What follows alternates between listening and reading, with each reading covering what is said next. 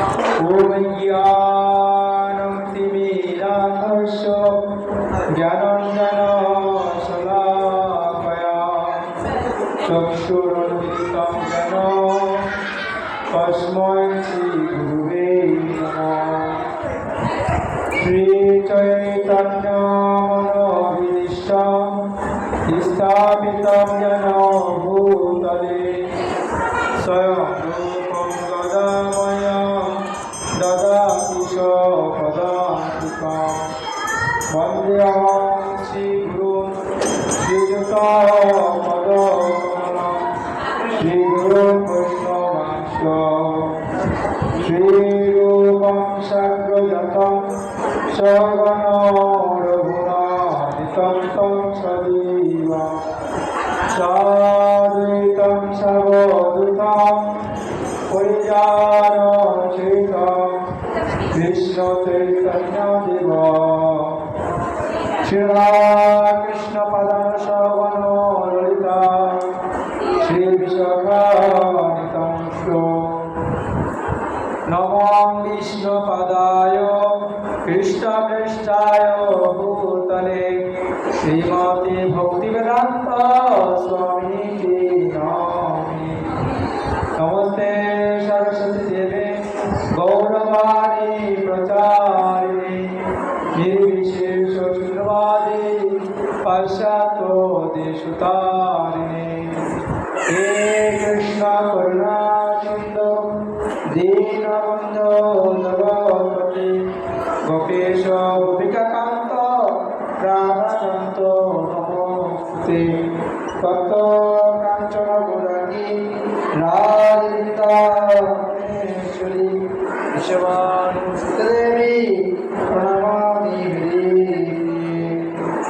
वञ्चाकल्पतरुश्च कृपासिन्धुभ्येव च पतितानां पावनेभ्यो वैष्णवेभ्यो नमो नमः। नारायणं नमस्कृत्य नरस्यैव नरोत्तमं देवीं दासं सरस्वतीं तदजाय मदीयया। मुखं करोति वाचालं पुंगं नमामि गिरिं यत्कृपातमं वन्दे परमानन्दमाधवम्।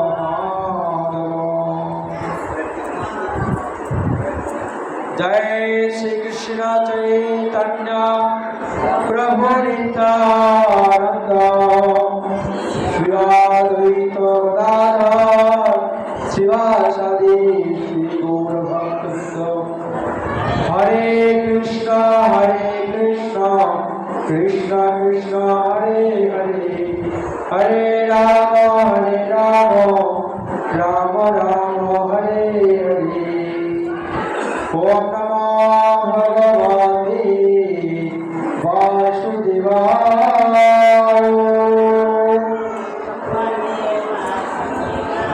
ओम नमो भगवते वासुदेवाय।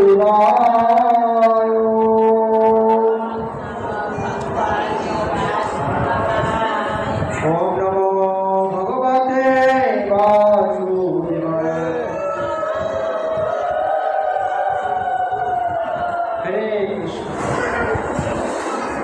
আজকে পুরুষোত্তম মাসের শেষ দিন, তো আমি একটু ভাগবত থেকে আলোচনা করব। সকল মায়েরা এবং বাবারা যারা রয়েছেন কৃপা করে একটু মন দিয়ে এই ভগবানের কথাগুলো একটু শ্রবণ করবেন।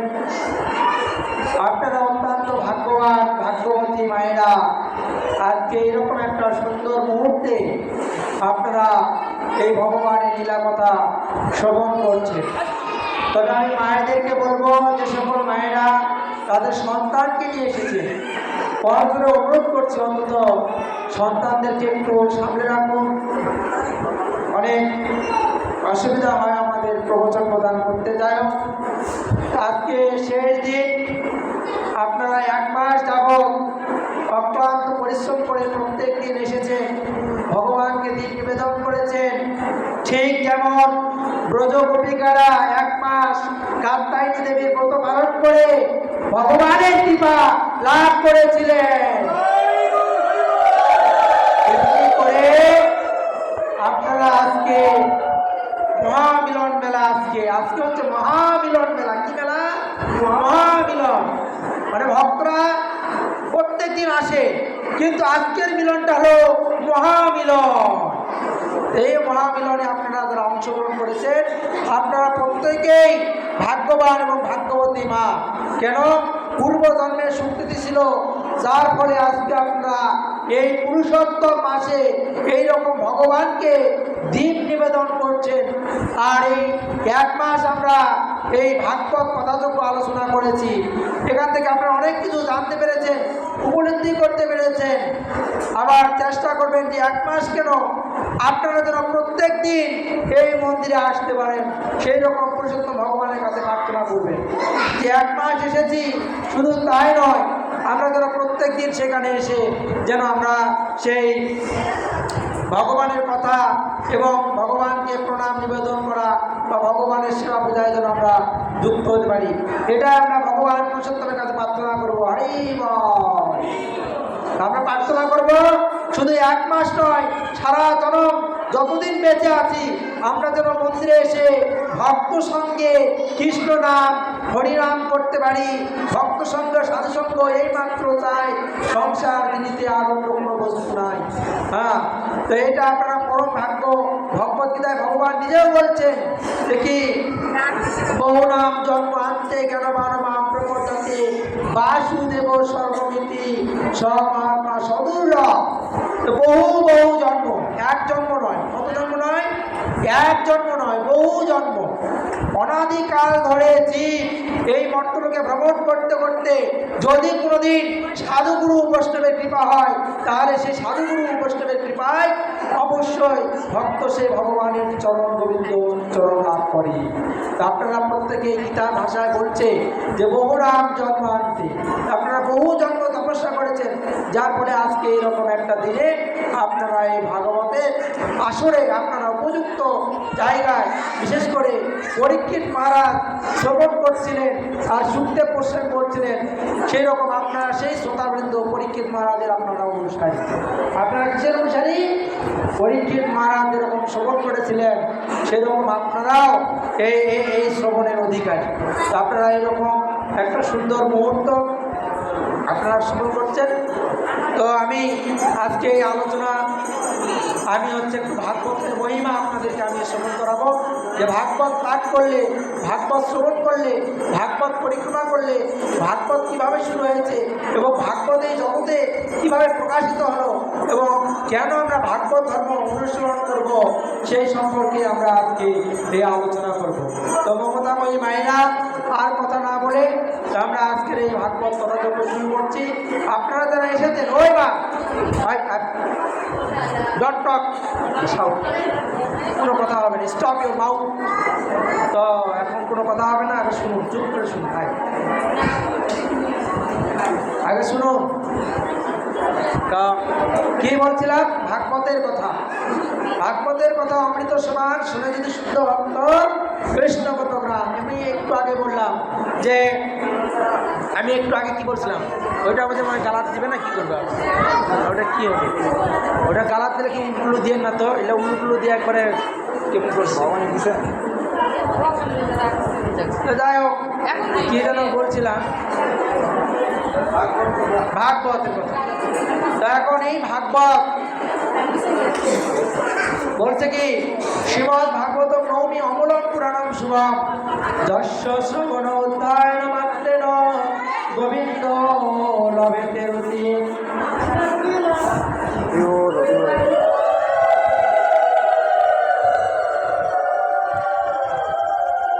হরে কৃষ্ণ। দেখো, গোলক বিহারী গোবিন্দ মানুষের দেহ ধারণ করিয়া এই মর্তলোকে এসেছিলেন। হ্যাঁ, কিন্তু এই যে ভগবান আসলেন, আবার তিনি কুরুক্ষেত্র যুদ্ধ সব কিছু শেষ করে ভগবান আবার স্বধামে ফিরে গেলেন। তো স্বধামে যখন ভগবান ফিরে গেলেন, তখন কৃষ্ণ অর্জুনকে বললেন, যে অর্জুন, তুমি আমি এই পৃথিবীতে বহুবার এসেছি, আছি, কেবল তুমি ভুলে গেছো, আমি কেবল ভুলি নাই। অর্জুন বললেন, কি বললেন? যে আমি তোমাকে একটু আগে সখা বা বিভিন্ন কিছু আমি বলছিলাম, কিন্তু এখন এই জগতে যে সাধুদের রক্ষা করবার জন্য এবং দুষ্টুদের পরিত্রাণ করবার জন্য এবং ধর্ম স্থাপন করার জন্য আপনি পৃথিবীতে এসেছিলেন। তো এই পৃথিবী জগতের মানুষেরা বিশেষ করে 125 বছর পর ভগবান এই লীলা করে তিনি তার স্বভাবে ফিরে গিয়েছিলেন। তো এইভাবে এখানে এসে লীলা বিলাসের কথা শুরু হয়েছে। তো আমি গতকাল পরশুতেও বলছিলাম যে ভগবান তার শুরুতে ব্রহ্মাকে প্রথমে 4টি শ্লোকের মধ্য দিয়ে এই ভাগবতের শুভ সূচনা করেছিলেন। কয়টা শ্লোক দিয়ে? 4টা। কয়টা শ্লোক দিয়ে? 4টি শ্লোক দিয়ে ভাগবতের শুভ সূচনা শুরু করেছিলেন। সেই 4টি শ্লোকের একটি হচ্ছে, সেখানে বলছে, অনুবাদে বলছে, হে ব্রহ্মা, সৃষ্টির পূর্বে পরমেশ্বর ভগবান আমি একমাত্র ছিলাম এবং আমি ছাড়া অন্য কিছুই ছিল না, এমনকি সৃষ্টির কারণভূত পর্যন্ত ছিল না। সৃষ্টির পরেও আমি একমাত্র আছি এবং সৃষ্টির পরে আমি একমাত্র থাকব। হে ব্রহ্মা, আপনার সহিত যদি কোনো অর্থপূর্ণ বলিয়া প্রতিমান হয়, তা বাস্তবতা নাই, তা আমার জানা নেই এবং অন্ধকারে প্রতিপূর্ণ হতো। ব্রহ্মা বললেন, অবগত হও, মহাভূতে যেমন উচ্চ নিচু সমস্ত সৃষ্টি প্রবিষ্ট হয়, তেমনি করে এই জগতে পরম সত্যরূপে আমার অনুসন্ধান করো। এইভাবে ব্রহ্মাকে ভগবান প্রথম 4টি শ্লোকের মধ্য দিয়ে এই ভাগবত কথা বলেছিলেন। এবং এই ভাগবত কেবল এটা একটা ভাগবতী নয়, একটা বৃক্ষের মতো। একটা বৃক্ষতে যেমন আম থাকে, সে আমটা যেমন পেকে যখন মিষ্টি হয় তখন সে ফল সকলে আস্বাদন করে, কিন্তু সুখদেব গোস্বামীর মুখ থেকে এই ভাগবত কথা প্রকাশিত হয়ে আরও সেটাকে সুমিষ্ট করে। যেমন আপনারা হয়তো একটু বুঝতে কষ্ট হচ্ছে, আমি আরও একটু আপনাদের সহজ করে দিচ্ছি। সেটা হচ্ছে, যেমন ধরেন গাছে একটা আম আছে, বাবা একটা আম থাকে না, আম গাছ আর আম। আপনারা আমের ডালটা যখন চিবান, একটা আমের ডাল নিয়ে চাবাবেন, তখন ডালটা কীরকম লাগে? কষ্টা লাগে। কীরকম লাগে? কষ্টা লাগে, ঠিক কিনা? কষ্ট লাগে। কিন্তু সেই আমটা যখন হয়, ধীরে ধীরে আমটা বড় হয়, আবার সে আমটা ধীরে ধীরে একসময় পেকে যায়, তখন ওই পাকা ফলটা যখন আমরা আহার করি, তখন সেটা আবার সুমিষ্ট রসালো হয়। বোঝা গেল? হ্যাঁ, বুঝতে পেরেছেন? এখন দেখেন কি হয়েছে। এইটা গেল, আম গাছ থেকে আম এসেছে, আমের ডালটা চাবালে আমাদের কষ্ট লাগে, কিন্তু আমটা আবার মিষ্টি লাগে।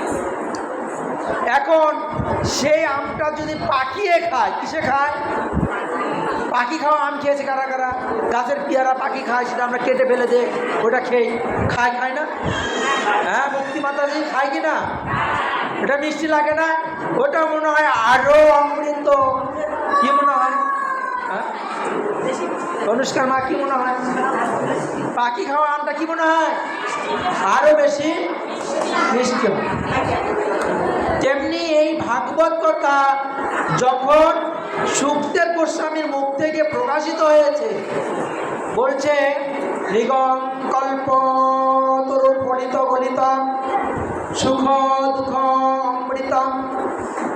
মানে সুখদেব গোস্বামীর মুখ থেকে যখন প্রকাশিত হয়েছে, সেটা আরো অমৃতময় হয়েছে। আর এই অমৃত পান করেছে কারা? এই আপনাদের মতো সুধী ভক্ত বৃন্দ যারা রয়েছে, যারা অর্জুন গাভী দহন, ভগবান কৃষ্ণ গাভী দহন করছে, আর সেই গাভীর বৎসকে অর্জুন দগ্ধ পান করছে, গীতায় বললেন। হ্যাঁ, তা আপনারা হচ্ছে সেই গাভীর বৎস, আপনারা সেই দগ্ধ আস্বাদন করছেন। সেই ভাগবত পরমাত্মকতা আস্বাদন করছে। আর সেটা কার মধ্যে প্রকাশিত হয়েছে? সুখদেব গোস্বামী। সুখদেব গোস্বামী তিনি এত শুদ্ধ ভক্ত মহাত্মা, যিনি এই জড়জগতে তিনি আসতে চাননি, তার পিতার অনুরোধে তিনি এই জড়জগতে এসেছিলেন এবং তার এই জড়জগতের কোনো কামনা বাসনা ছিল না। এবং পৃথিবীতে যদি মুক্ত পুরুষ থাকেন তাহলে একমাত্র সুখদেব গোস্বামীই ছিলেন। তো এইভাবে শাস্ত্রের কথা বলা আছে। তো এখানে বলা হয়েছে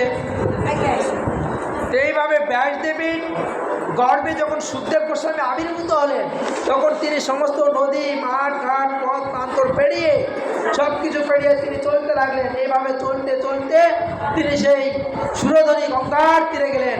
সেখানে গিয়ে অনেক সাধুগুরু মহাত্মা সেখানে উপস্থিত ছিলেন এবং সেখানে এই পরীক্ষিত মহারাজ 7 দিন ব্যাপী ভাগবত কথা শুনেছিলেন। যে পরীক্ষিত মহারাজ ছিলেন শশাগরা পৃথিবীর অধীশ্বর, শুধু তাই নয়, সারা বিশ্ব ব্রহ্মাণ্ডের সম্রাট, তিনি রাজ্য পরিচালনা করছিলেন। তার রাজ্যে কোনো পাপ ছিল না, কোনো হিংসা ছিল না, কোনো বিদ্বেষ ছিল না এবং সকল মানুষ ধার্মিক ছিলেন।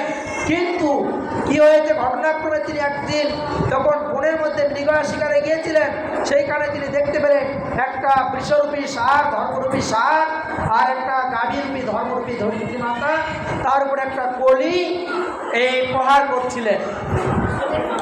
তো সম্ভবত আমাদের গরুকে কেউ আঘাত করলে আমাদের কষ্ট লাগে, বাবা লাগে কিনা? তখন পরীক্ষিত মহারাজ কোমর থেকে চাকু বের করে, তরবাল বের করে সেই ওষুধটাকে দণ্ড দিতে চাইলেন। তখন ওষুধটা করজোরে ক্ষমা প্রার্থনা করে বললেন, হে পরীক্ষিত মহারাজ, আমি জানি যে আপনার মতো কৃপালু দয়ালু সুই নেই কেউ জগতে নেই। আমি হচ্ছে কলি রাজ, সূর্যের প্রতীক। তাই আমি আপনার রাজ্যে আমি আশ্রয় প্রার্থী। কি প্রার্থী? আশ্রয় প্রার্থী। ভাগবত সূচনাটা দেখুন বাবা, আশ্রয় প্রার্থী বলে কি আশ্রয় চাও? বলছে যেখানে আমিষাহার হবে, যেখানে নেশা হবে, যেখানে দ্রুত ক্রীড়া তাস পাশা খেলা হবে, যেখানে অবৈধ যৌন সঙ্গ করা হবে, মানে বিয়ে না করে অবৈধ যৌন সঙ্গ যেটাকে বলা হয়, আর দ্রুত ক্রীড়া তাস পাশা জুয়া খেলা, নেশা খেলা, নেশা খেলা না, নেশা খাওয়া নাকি, নেশা খাওয়া, আর একটা কি, আর একটা হচ্ছে আমিষা। তো এগুলো যেখানে হবে সেইগুলোতে কলির স্থান। বলে ঠিক আছে, তোমাকে আমি স্থান দিলাম। বলে আর কি চাও? বলছে আর একটা জায়গা যেখানে সোনা দানা, সোনার মধ্যে, তার মধ্যে তো যেখানে সোনা দানা থাকবে, যেখানে টাকা পয়সা থাকবে, সেইখানে এই কলির প্রবেশ হবে। তো এইভাবে কলি তাকে 5টি জায়গায় স্থান দিলেন। এবার পরীক্ষিত মহারাজ সেই বনের মধ্যে হরিণ শিকারে গেলেন, আর পরীক্ষিতের মাথার মধ্যে ছিল স্বর্ণের মুকুট। এখন তিনি বনের মধ্যে গেলেন, সেখানে সিংহী ঋষি বা সম্মুখ ঋষি সেখানে তপস্যা করছিলেন। আর সেখানে গিয়ে তিনি জল প্রার্থনা করলেন। আর যখন জল প্রার্থনা করলেন, এদিকে মণি তো ধ্যানস্থ ছিল।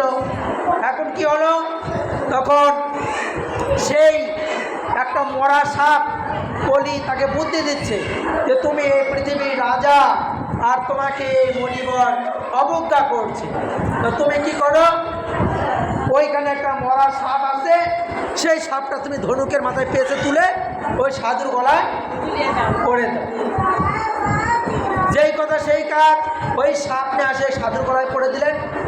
এখন এটা সাধু তো ধ্যানে আছে। সাধু কিসে আছে বাবা? ধ্যানে আছে। এখন কি হয়েছে, কিছুক্ষণ পরে ধ্যানস্থ অবস্থায় ধ্যান করছে, আর এদিকে তার একটা বালক ছিল 5 বছর তার বয়স। এই 5 বছর বয়সে, 5 বছর বয়সে সেইখানে তিনি দেখতে পেলেন তপস্যা। তখনকার দিনে খুব কঠিন তপস্যা, সব কিছু একটা মানে কি বলে তপস্যা আমাদের বোঝা যায়। এই ছেলে sit down, take your seat. এই ছেলে, তোমার জন্য সবার মনোযোগ, তুমি এখানে এরকম করছো ভাই। যাই হোক, সবাই শুনো কি বলছিলাম আমি, তপস্যা। তো তখন কঠোর তপস্যা করছিলেন। তো তখন তিনি এরকম জল নিলেন, নিয়ে তিনি এই ব্রহ্ম অভিশাপ দিলেন যে যেই রাজা বা যে আমার বাবার গলায় মরা সর্প পড়ে দিয়েছে, আমি তাকে অভিশাপ দিচ্ছি আজ থেকে 7 দিনের মধ্যে যেন তার মৃত্যু হয়। পরে তিনি যখন তার পিতা যখন জানতে পারলেন যে তার ছেলে আশীর্বাদ দিয়েছে, তখন তার পিতা সেই পুত্রকে ভৎসনা করলেন যে আমাদের রাজার আমরা আশ্রয় প্রার্থী, আর তুমি কিনা সেই রাজাকে তুমি ভর্ৎসনা করছো। হ্যাঁ, তুমি সেই রাজাকে ভর্ৎসনা করছো। এইভাবে পিতা পুত্র অনেক তিরস্কার করলেন, আর যেহেতু অভিশাপ দিয়ে দিয়েছেন, আর এটা সম্পূর্ণ করেছে কলি। কে করেছে? কলি। কলি ওই যে সোনা বাবা মুকুট পড়েছিল মাথার মধ্যে, কি পড়েছিল? সোনার মুকুট। এখন বাসায় গিয়ে তিনি বুঝতে পারলেন আমার কোথাও একটা ভুল হয়েছে। তখন তিনি দৈববাণী হলো যে পরীক্ষিত মহারাজ, তোমার এরকম ব্রহ্ম অভিশাপ হয়েছে, তোমার আজ থেকে 7 দিনের মধ্যে সর্বদংশনে মৃত্যু হবে। তো এই জগতে এই ভাগবত আমাদের শিক্ষা দিচ্ছে। এখন এখানে মায়েরা আছেন, এখন যদি দৈববাণী হয় এই মায়েরা সবাই এখনই মরে যাবেন। কি হবে পরিস্থিতি? পরিস্থিতি খুব জটিল হয়ে যাবে। কোন কোন মায়ের টাকা পয়সা আছে, কাকে কার দেখতে ইচ্ছে করছে, কে টাকা পয়সা কোথায় রেখেছে, ব্যাংক গেলে সোনাদানা কোথায় আছে, হই হুল্লো লাগে যাবে। এখন যদি এখনই বলা হয় আপনারা মরে যাবেন। হ্যাঁ, কেউ হয়তো ভালো ভালো খাওয়ার বুদ্ধি করবে, ও জীবনে আর কি না খায়। হ্যাঁ, কেউ হয়তো ভালো খাওয়ার বুদ্ধিও করবে, খায় নেই, জীবনে আর খাতে পারবো কি না, নাকি? হ্যাঁ, এই মা এখানে আসা ধরেন এখনই মরে গেল, মরে যাওয়া মানে আপনাদের দৈববাণী হলো যে সবাই মরে যাবে। হ্যাঁ, তাহলে কী হবে? তাহলে কী হবে? তো এখন অভিশাপ না হরে তো এখন ধরেন এখনই যদি আমার যদি এখন ধরেন মৃত্যু আসে, আমি কি করব? এই আমার এখনই বাপ মাকে খবর দাও, আমার অমুক করো তমুক করো, বা আমাকে এইটা আসে। কিন্তু পরীক্ষিত মহারাজ বুদ্ধিমান, তিনি কি করলেন? তিনি সমস্ত সাধুগুরু বৈষ্ণবকে ডাকলেন, পরামর্শ নিলেন। পরামর্শ দিলেন কি? যে তুমি ওই সুরধনী গঙ্গার তীরে গিয়ে 7 দিন ব্যাপী ভাগবত কথা শ্রবণ করো আর সাধন করো। আর এই 7 দিন ব্যাপী তুমি এই ভাগবত কথা শ্রবণ করে তুমি দেহান্তে গোলক বৃন্দাবন ধামে ফিরে যাবে।